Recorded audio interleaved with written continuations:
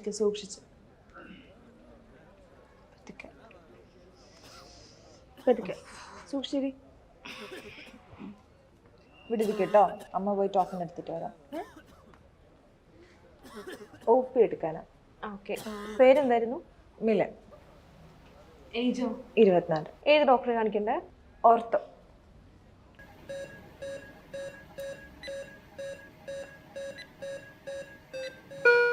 Doctor number 159.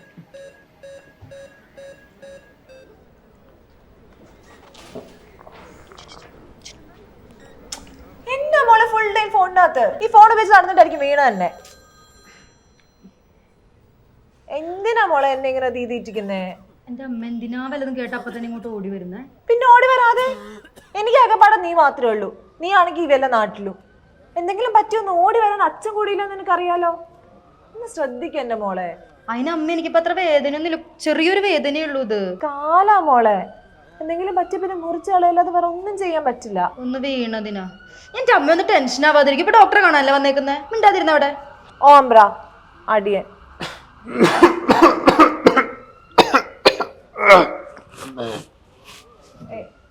എന്ത് പറ്റിയതാ?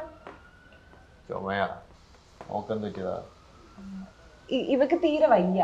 അയ്യോ വയ്യായിക്കൊന്നുമില്ല നിങ്ങള്, ജസ്റ്റ് ഒന്ന് വീണിട്ടേ ഉള്ളൂ. എന്താ മോളുടെ പേര്? മില്ലൻ. അങ്ങളുടെ പേരെന്താ? വേണു. അങ്ങളുടെ വീട്ടിലാരൊക്കെ ഉണ്ട്? അമ്മ മാത്രമേ ഉള്ളൂ. അപ്പൊ ഭാര്യ മക്കളൊക്കെ? ഭാര്യ മക്കളൊന്നും ഇല്ല. മോളുണ്ടായിരുന്നെങ്കിൽ ഇപ്പോ മോളുടെ പ്രായം ഉണ്ടായിരുന്നു.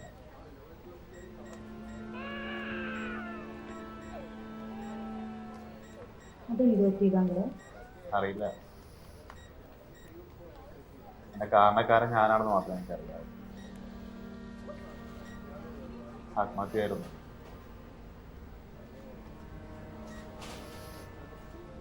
പണ്ട് ഞാൻ നല്ല കള്ളുകൂടിയായിരുന്നേ.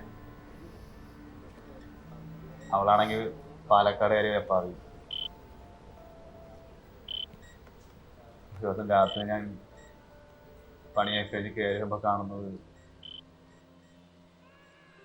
അവളും മോളും കട്ടിലിൽ നിറയും പതയൊക്കെ ഒന്ന് കിടക്കുന്നതാണ്. മോക്കന്ന് 3 വയസ്സായിരുന്നു.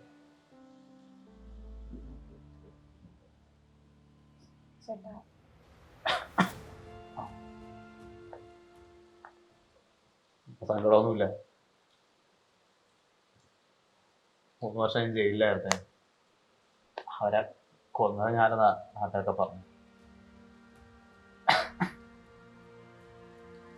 ഇപ്പൊ കുറ്റബോധമേ ഉള്ളൂ. അവരെ ഞാൻ നന്നായിട്ടാ നോക്കിയത്.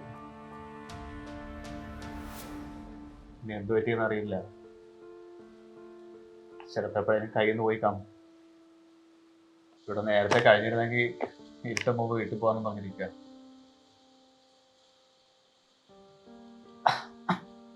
അതൊക്കെ പോട്ടെ. മോള് എന്താ ചെയ്യുന്നേ? ഞാൻ എഞ്ചിനീയറാ ഇവിടെ കൊച്ചിയിൽ നിന്ന്. Token number 56. നമ്പരാ കാണാം.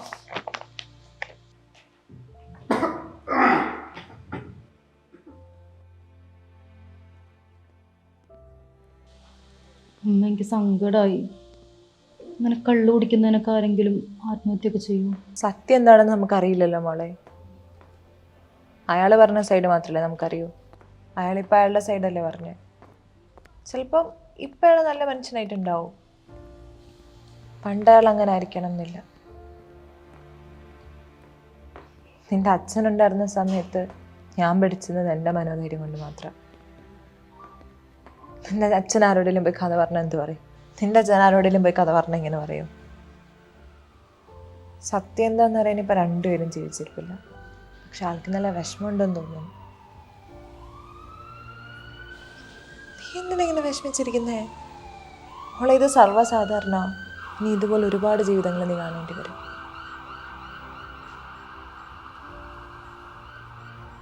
പക്ഷെ ആളുടെ നമ്പർ ആണെങ്കിൽ ഒന്ന് വാങ്ങിക്കായിരുന്നു. അതെന്തിന്? ഏടി കള്ളി അമ്മേ.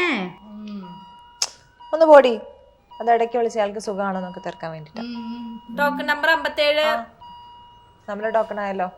അപ്പോ പതുക്കെ പതുക്കെ ഞാൻ വരാം നിക്ക്